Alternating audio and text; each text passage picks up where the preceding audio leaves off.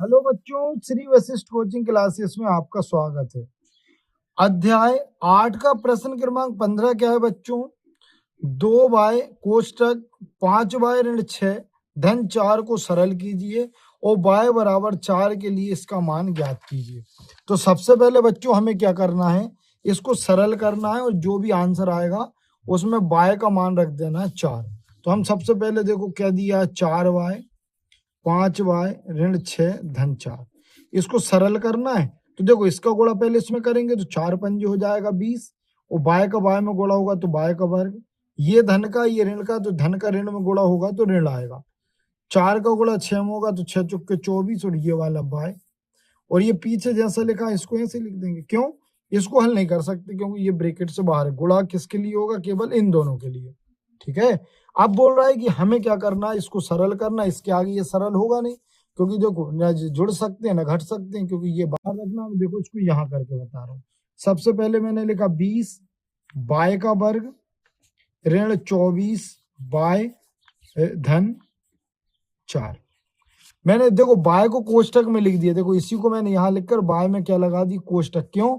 क्योंकि हमको बाय को 4 से बदलना है। तो अब यहाँ पर आ जाएगा 4, बाय को हटाकर 4, यहाँ पर भी 4 और ये वाला 4 तो दिया पहले से।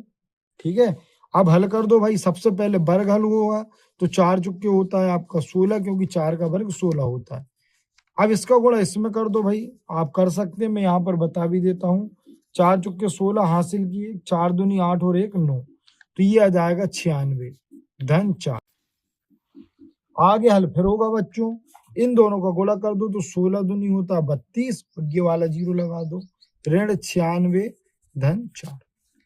बस एक तरफ से हल कर दो। असमान चिन्हों पर संख्या घटती है तो देखो, तो 320 में से 96 को घटाएंगे तो यहाँ बचेगा 4, क्योंकि इसने इसको 1 दे दिया, तो ये हो गया 10 और ये बचा 1। अब ये इससे 1 ले लेगा 11 हो जाएगा, तो यहाँ बचेगा 2 और ये हो गया 2, तो ये आ जाएगा 224। और बड़ी संख्या का आएगी हमारी धन की, तो धन में। अब देखो इन दोनों का हल तो ये आ गया, इसको और यहाँ पर लिख दो। अब समान चिन्हों पर संख्या जुड़ती है, इनको जोड़ेंगे तो 228 आ जाएगा। मतलब इस प्रश्न को जब हम सरल करेंगे तो ये आएगा, और y बराबर 4 रखने पर उसका जो आंसर होगा वो होगा 228। इसी का प्रश्न क्रमांक 10 क्या है बच्चों? नीचे दी गई आकृति का क्षेत्रफल ज्ञात कीजिए। तो देखो जो आकृति वो हमको देखने से समझ आ रही है कि ये एक आयत की आकृति है, जो मैंने पहले से बना रखी है। ये देखो, अब हमें इसका बताना है क्षेत्रफल। क्या बताना है? तो देखो क्षेत्रफल कैसे निकालते हैं? आयत का जो क्षेत्रफल होता है वो होता है लंबाई गुणा चौड़ाई। तो देखो लंबाई हमको कितनी दे रखी है बच्चों? तो उसने दे रखी है हमको x धन 5 और चौड़ाई दी है x धन 2। इनको हमको हल कर देना है। कैसे होगा ये हल? देखो इस x का गुणा इन दोनों में करना, तो कर दो। x का गुणा जब x में होगा तो x का वर्ग हो जाएगा, x का गुणा जब 2 में होगा तो ये 2x हो जाएगा। ठीक है, इसका गुणा इसमें भी हो गया और इसका गुणा इसमें भी हो गया। अब इस 5 का गुणा भी दोनों में करना, तो x का गुणा जब 5 में होगा तो 5x और 5 का गुणा जब 2 में होगा तो 5 दूनी 10। अब इन दोनों की कैटेगरी सेम लग रही है, एक्स स्क्वायर 5 में जब 2 को जोड़ेंगे तो ये हो जाएगा 7x और ये पीछे वाला 10। क्यों? क्योंकि देखो इनकी कैटेगरी सेम नहीं, ये स्क्वायर वाला और ये केवल सिंगल एक्स। तो मतलब जो आपको आकृति दी है उसका जो क्षेत्रफल होगा क्या होगा?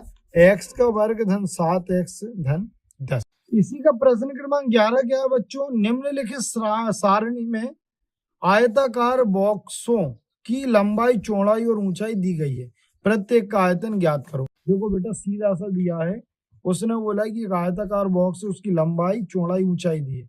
आयतन बताना, तो लंबाई गुणा चौड़ाई गुणा ऊंचाई बराबर होता है आयतन। बस तो देखो पहला भी मैं बताऊंगा, तो देखो लंबाई गुणा चौड़ाई गुणा ऊंचाई। तो पहले नंबर का नंबर में गुणा होगा तो 4 3 12, एक्स का वाई में होगा एक्स वाई, पीछे क्या लिखा हुआ है 2z। अब 12 का 2 में गुणा होगा 12 दूनी 24 एक्स वाई जेड। देखो ये आ रहा उत्तर। ठीक है, अब बिल्कुल इसी के जैसे हमको दूसरा वाला करना है। दूसरे में क्या लिख कर दिया उसने, 2a 5b 7c। तो देखो 5 दूनी हो जाएगा 10, a का b में होगा ab गुणा ये लिख दिया 7c, 7 दम कितना हो जाएगा 70 abc। तो इसका जो सही आंसर होगा आपका वो होगा 70 abc। दूसरा प्रश्न दिया हुआ है वो आपको क्या दे रखा है, p का वर्ग q का वर्ग गुणा qr का वर्ग गुणा r p का। देखो अब पहले इन दोनों का गुणा करेंगे तो देखो यहाँ तो p अकेला है, यहाँ पर p है नहीं, तो p का वर्ग आ जाएगा जैसे कहते हैं ऐसा। हाँ ये q का इस q में होगा, यहाँ 2 q है यहाँ 1 q, तो q की घात 3 हो जाएगा और ये r का वर्ग गुणा। अब इसका गुणा भी करना है भाई, इसमें जो रिजल्ट आया उसमें ये भी होगा।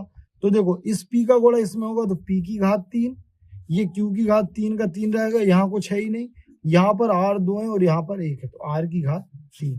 मतलब इसका जो सही उत्तर होगा p की घात 3, q की घात 3 और r की घात क्या होगी 3 होगी। अब इसी का जो अगला प्रश्न दिया बेटा वो क्या दिया हुआ है आपको, ऋण 3l का वर्ग m गुणा ऋण 6m का वर्ग n गुणा ऋण n का वर्ग l। पहले इन दोनों को हल करते हैं तो देखो ऋण का ऋण में गुणा होगा तो धन हो जाएगा, और 6 3 कितना होगा 18, ये लिखा हुआ l का वर्ग, ये हो गया आपका m का वर्ग और ये आ जाएगा आपका n। ठीक है, अब इसको अपन आगे हल कर देंगे बच्चों। कैसे होगा, देखो ये वाला जो l का वर्ग वो तो यही रहेगा, इस m के वर्ग में इस m का होगा तो ये m की घात कितना हो जाएगा 3, और ये वाला n ऐसा ही ऐसा रहेगा। अब यहाँ पर आ जाएगा ऋण n का वर्ग l।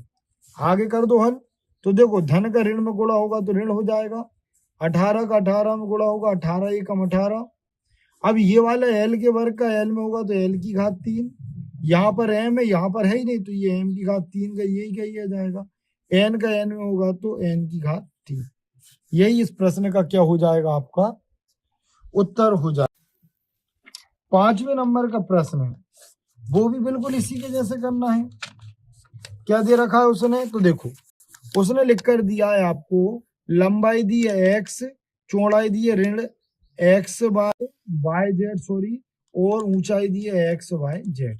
कर दो गुणा, देखो धन का ऋण में होगा तो ऋण, ये x अकेला, यहाँ तो x है नहीं तो x का x बाय और जेड आ जाएगा। अब उसमें गुणा करना है हमको इसका, कर दो। तो देखो धन का ऋण में गुणा होगा या ऋण का धन में, तो ऋण x का x में होगा x की घात 2, बाय का बाय में होगा बाय की घात 2, जेड का जेड में होगा तो जेड की घात 2। मतलब इसका जो उत्तर है वो आएगा आपका ऋण x की घात 2, बाय की घात 2, जेड की घात 2। ठीक है ना, इसका मैं लिखना भूल गया, इसका आंसर आएगा आपका ऋण 18, l की घात 3, m की घात 3, n की घात 3। चैनल को लाइक करें, सब्सक्राइब करें, हमारा सपोर्ट करें। Thank you for watching.